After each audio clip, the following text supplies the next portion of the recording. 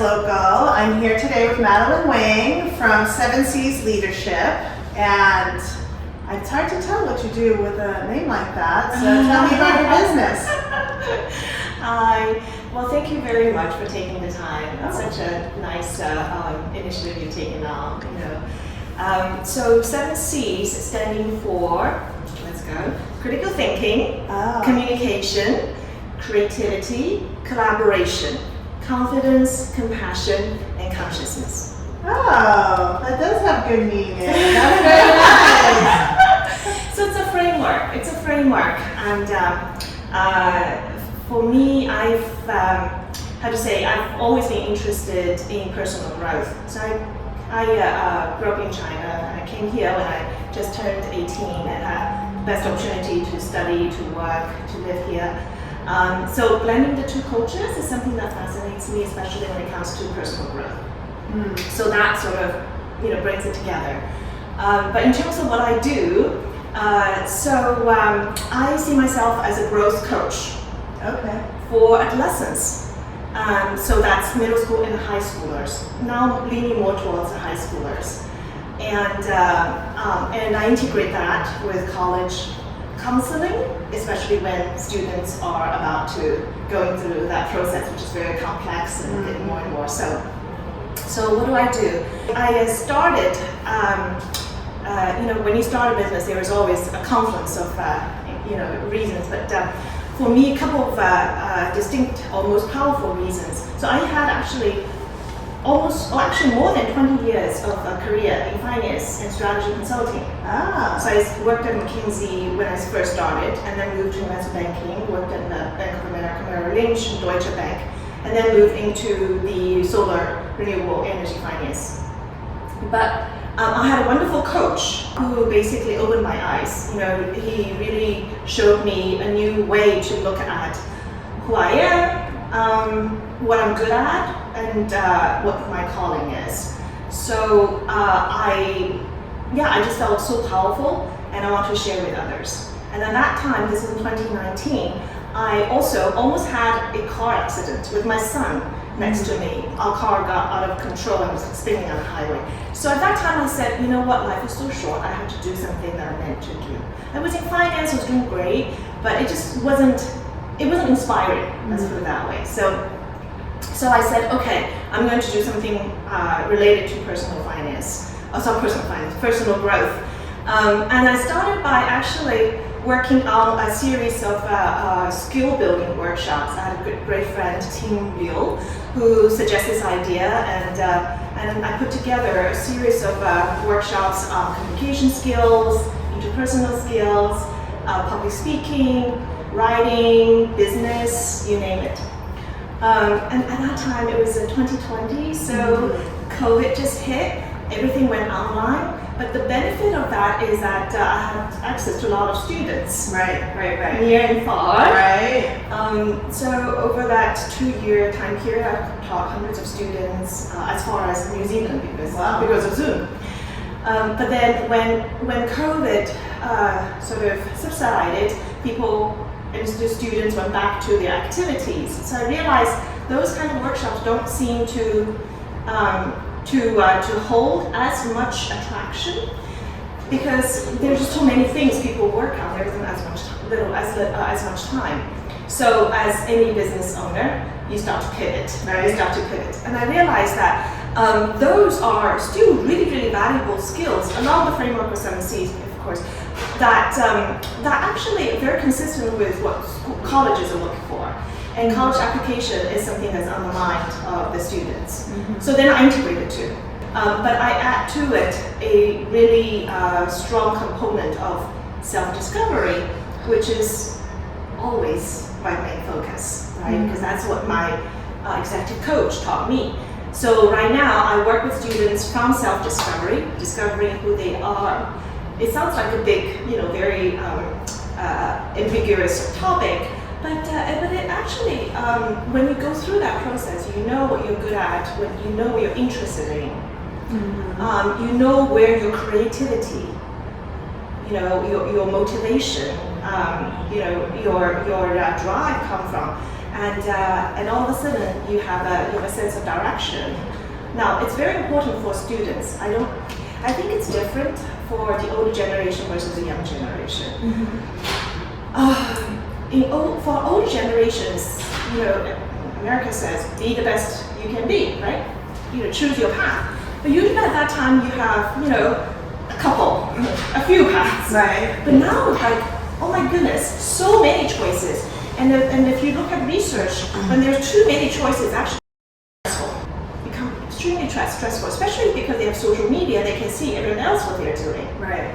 So we need to help the students. I do think they have the freedom, much more freedom and much more tools for them to pursue their interests, but they need some guidance at the initial point to figure out what they really want to do. That makes sense. And in a way, sometimes it's very hard for the kids because they don't know what's ahead, what matters. I'm not speaking to every child. Some child have very strong sense of self and strong judgment, sort of what they want to do, but a lot of them don't.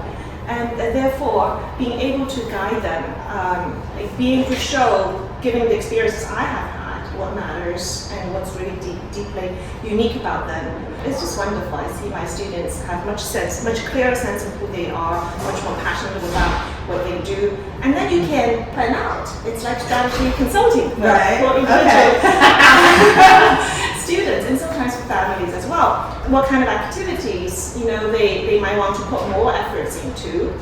Because it's different. In elementary school, you try whatever you want. But in the high school, you want to be a little more intentional, a little more deliberate. And then with that, you're able to actually build leadership skills. Seek opportunities and initiate programs or projects that reflect who you are. And along the way, you grow all the leadership skills, right? Yeah, so I feel like that's a very nice platform, an opportunity, conduit actually for me to have a student go through this self-discovery, self-growth period. And then at the very end, of course, the college application, it does have, just like tax, there are a lot of little details, little things that for parents who only go through once or twice, it's overwhelming for kids as well. So be able to be there and say, let me hold your hands, let me walk you through these things that you need to know, to think about. It's very helpful. So that's sort of a long story of what I do. Good story. So do you find that kids come to you with the intent of going through the whole college sort of coaching process, right? It's not split anymore, right? Is it all in one? No, I do. I just split them. Okay. I just split them. So students come to me, I'm very flexible, because I think I want to meet students where they are, versus that you come to me and follow my routine. I think it's the benefit of being a practitioner myself, which is a big organization that you sort of have to have standardization. So students come to me and depending on where they are, the self-discovery process is sort of the foundation, and then it depends on whether they just want some plan, or they want a mentor who walks along with them in terms of execution of that plan, right? So if you think about, let's go back to my professional analogy. At McKinsey, you give a strategy plan and you leave the project, you let the clients execute. But when I was in investment banking, you decide, you recommend what was the acquisition, but then you execute step by step with the client. So either way, either approach, I'm open to that. Okay. So how does who comes to you? Do the parents, make the how do you find the parents? Yeah. And what's their what do they say? I have a child who I think needs coaching, or I want coaching, or so far I've been reaching out to parents in the Chinese American community, in Lexington and around. Okay. I'm not really good at marketing, to be honest. So I have a group, a WeChat group that I post, and now I start to post on Lexington Maidens as well, and they come to me. or they're referred by their friends to come to me. I'm a content person. So what I do is I share my perspectives, I share information I think is valuable. And in the end, I think parents, if they feel a sense of confidence, they feel the message resonate with them, then they come. Also, if they have a problem they're working on and they realize that it's better to have someone else to work along with them versus by themselves. Mm-hmm. Mm-hmm. So, students have all kinds of issues. Some are prone to anxiety. Mm-hmm. Some have difficulty expressing who they are. Because college asks you to express who you are, what you want to do, and so on and so forth. And it's not something that students are even taught to do in a school. They usually write analytical essays, or they don't write personal statements much at all. So that's one. And then there are students who are less motivated than what their parents would like them to be, and less organized. So there are all kinds of. I said I'm a content person. I like to solve problems as well, right? So come to me with a problem. If parents say I just want my kids to go to the best school, that's not a problem. Right? That's your want, right? Yeah. But tell me there's something that you're troubled and you would like to find someone who has been focusing in this area. Right. Have done a lot of work and are really passionate about solving such problems, helping your children grow. Come to me with that, and then I'll do my best. Makes sense. Yeah. How often do you see your clients? Yeah. So it depends. It depends what I found. So it's some students are more independent than others. The regular meetings help because you don't miss anything that happens in their life. I think parents probably have noticed that the high schoolers, when they hit high school age, they don't necessarily want to talk to the parents. They don't communicate everything that's going on, right? But with the coach, sometimes they're a lot more open. And I have a tool. I have a tool which is, it's so simple. Personal narrative. I ask them to write about themselves, and through their writing, I can see so much of them. And when they see themselves as well in their writing, also through discussion with me, they open up because I do care. Right. So there are other tools, but this is one primary tool. I find it extremely useful. It's much more tangible in a way than just conversations. It's something that you can look at. You can ask questions. I lead by questions. I like to ask, and then you piece all the information together. I think just like anyone, if you deliver something of value to the students, they also feel I enjoy it. So back to your question. So it depends, right? So sometimes it's regular. Sometimes it's as often as before the application, let's say, before the application season, as often as once 2 weeks, but as little as once a month, depends. Again, for me, it's if we don't have anything to talk about, we don't need to meet. Right. But there are sort of milestones in each year of the schooling that you should try to reach.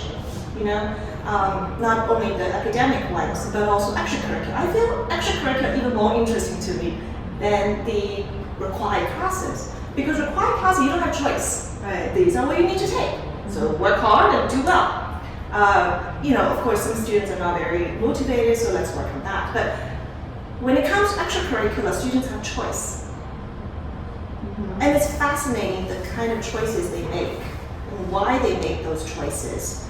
The skills they demonstrate, how they think, you know, how they look at their own improvement and all of that, and it's fascinating. And then you combine that with their interest, all of a sudden, like, oof, there's so much they can do with that, you know. So. Oh, good. Well, I know you have children, so you. Yeah, so that makes sense. Yeah, they don't like to talk to me. my daughter, yeah. I mean, I can as well. Yeah. So I find for her a counselor, right? Yeah, that's just nice too. It is nice. Different So, into it. yeah, and it's a different generation, right? We didn't really have access to that kind of options when we were growing up. So is there anything else you think people should know about your? Yeah, I think what's different is that I really believe what I do. So, Okay, cool. Well, thank you for your time. This was welcome. really interesting.